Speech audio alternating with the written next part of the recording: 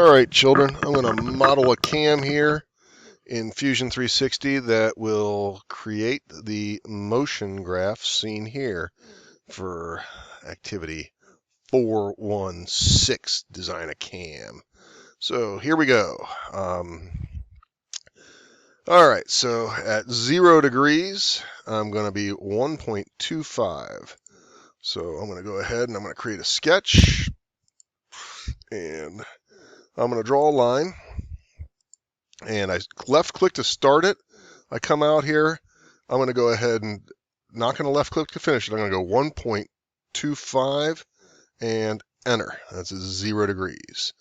I'm going to keep on checking my next one is 1.375 at 45 degrees. So I'm going to draw another line. I'm going to drag up this way, and I'm going to not left click. I'm going to hit 1.375 tab 45, and that's going to position that line.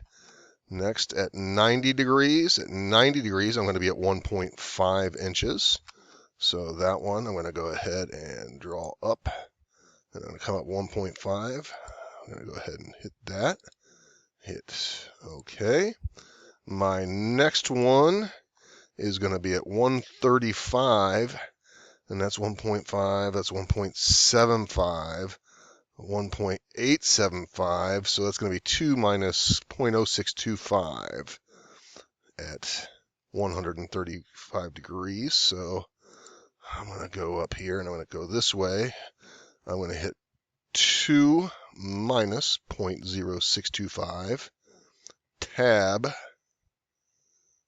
135. Next, I'm going to go to 180 degrees, and that is this is 2.25, that's 2.375. So I'm going to come over here, 2.375. Now, it is symmetrical, so I'm going to go ahead and I'm going to use that. I'm going to create a mirror, and I'm going to mirror this one, and this one, and I'll mirror it about that. And I'll go ahead and hit OK. All right, so now what I've done is I put those all on essentially in polar coordinate form. They don't have polar coordinates for Fusion 360, which I find a little frustrating. Now I'm going to go ahead and I'm going to come up here and I'm going to put a point spline, and it's going to interpolate. It'll give me a best fit curve. So I'm going to click that, and I'm going to click through the ends of these lines. I'm going to click from there to there to there to there to there to there to there to there to there. I'm going to go ahead and put a circle on here at the origin. I'm going to make it 0.25, so that it would take a 0.25 inch shaft, and hit enter.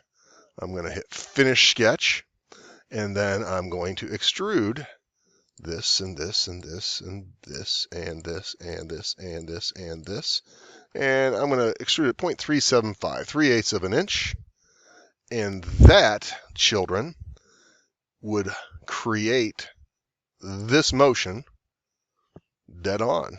I just did basically what we did by hand on polar coordinate paper. I did it in the sketch form of, or the sketch canvas of Fusion 360. Now I can hit 3D print or hit CNC, and I can have this cam. If I CNC it, I could have it in 5 minutes. 3D print probably take me 40 minutes or so.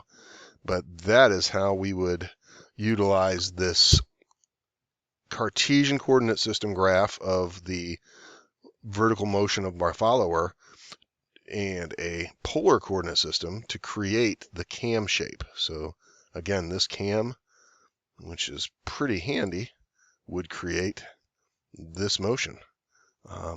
That's pretty straightforward, pretty good.